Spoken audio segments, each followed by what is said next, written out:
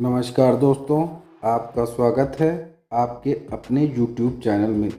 दोस्तों, आज की वीडियो में हम जानेंगे महाभारत की एक अनोखी कहानी के बारे में। जानेंगे चक्रव्यूह में आखिर कैसे हुआ अभिमन्यु का वध।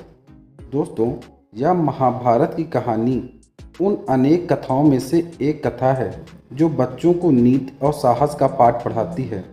यह कहानी अर्जुन और सुभद्रा के पुत्र अभिमन्यु की है, जिसने केवल 16 वर्ष की आयु में युद्ध में लड़ते हुए वीर गति को प्राप्त किया। अभिमन्यु ने अपनी मां के गर्भ में ही युद्ध की एक जटिल नीति चक्रव्यूह को तोड़ना सीख लिया था।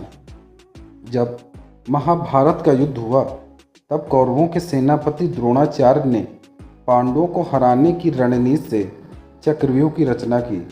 अभिमन्यु ने अभूतपूर्व पराक्रम का प्रदर्शन करके चक्रव्यूह तोड़ तो दिया, लेकिन कौरवों के 7 महारथियों से अकेले लड़ते हुए युद्ध में उसकी मृत्यु हो गई।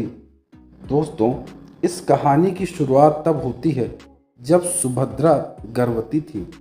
एक बार रात को अर्जुन अपनी गर्भवती पत्नी सुभद्रा के साथ बात कर रहे थे, जब वह उसे नई युद्ध संरचना चक्रव्यूह के बारे में बताता है।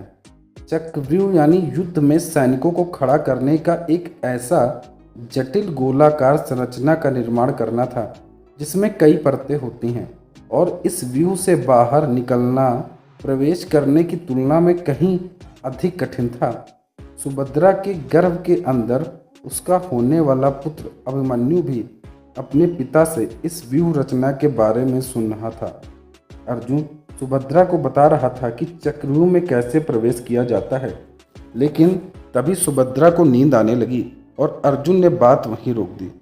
गर्भ में पल रहा अभिमन्यु अपने पिता से चक्रव्यूह से बाहर निकलने की रणनीति नहीं सीख पाया।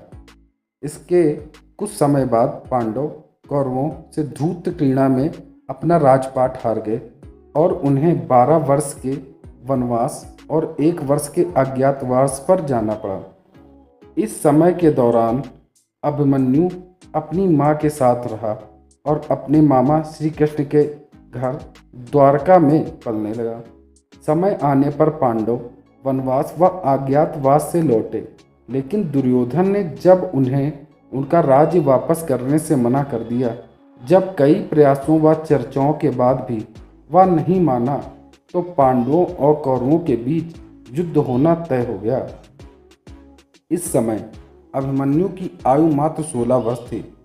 निश्चित समय पर पांडवों और कौरवों के बीच कुरुक्षेत्र में युद्ध छिड़ गया।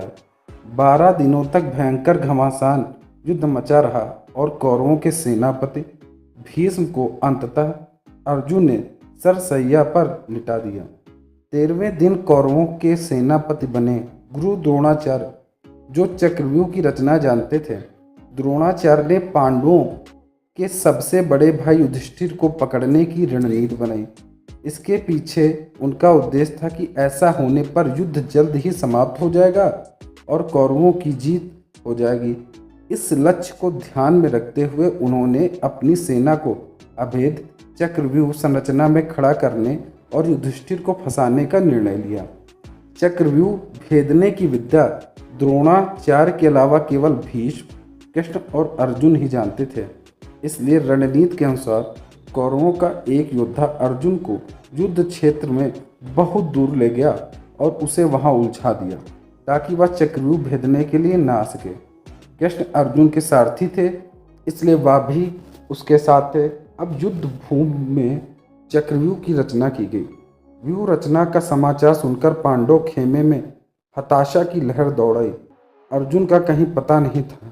युधिष्ठिर और भीम को चिंता ने घेर लिया। तभी अभिमन्यु को अपनी मां के गर्भ में सुना हुआ चक्रव्यूह तोड़ने का विवरण आ गया। उस वीर योद्धा ने अपने पिता के बड़े भाइयों से कहा, तातश्री, मुझे व्यूह में प्रवेश करने की कला ज्ञात है, लेकिन बाहर निकलने की नहीं। इसलिए आप सभी मेरे पीछे चलिए और व्यूह के केंद्र में जाकर हम एक साथ युद्ध करके कौरवों को हरा देंगे।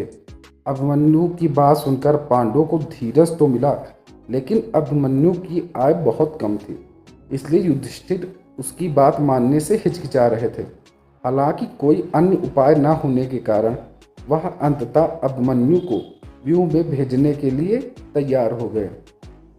अभिमन्यु कुशल योद्धा था। उसने प्रवेश द्वार को बहुत आसानी से भेद दिया और व्यूह में प्रवेश कर गया। पांडव अपने रथ पर उसके पीछे ही थे, लेकिन आगे जाकर वे व्यूह रचना में फंस गए और अकेला अभिमन्यु उसकी परतों को भेदते हुए केंद्र में पहुंच गया। अब अभिमन्यु अकेला था और उसके सामने थे कौरवों के 7 महारथी। महाभारत युद्ध की शुरुआत में भीष्म ने युद्ध के नियम बनाए थे, जिनमें से यह भी एक नियम था कि एक योद्धा से एक ही योद्धा लड़ेगा। लेकिन कौरवों ने नियम की धज्जियां उड़ा दी और छल करते हुए अभिमन्यु को चारों तरफ से घेर लिया। वीर अभिमन्यु की ताकत और युद्ध शैली देखकर कौरव भी अचंभित थे। वह अपने प्रत्येक विरोधी के साथ अभूतपूर्व पराक्रम के साथ लड़ता रहा। निस्संदेह यह एक हारी हुई लड़ाई थी, लेकिन अपना रथ, तलवार, धनुष बाण और भाला खोने के बाद भी अभिमन्यु ने हार नहीं मानी। अंत में उसने अपने टूटे हुए रथ के एक पहिए को शस्त्र के रूप में उठाया और लड़ने लगा। लेकिन सशस्त्र और एक साथ खड़े कौरवों के उन 7 महारथियों ने अंततः उसका वध कर दिया।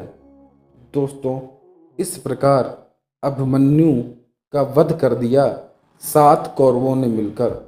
मित्रों, अब हम जानेंगे कि महाभारत की इस कहानी, जो कि अभिमन्यु के वध को दर्शाती है, इससे हमें क्या सीख मिलती है।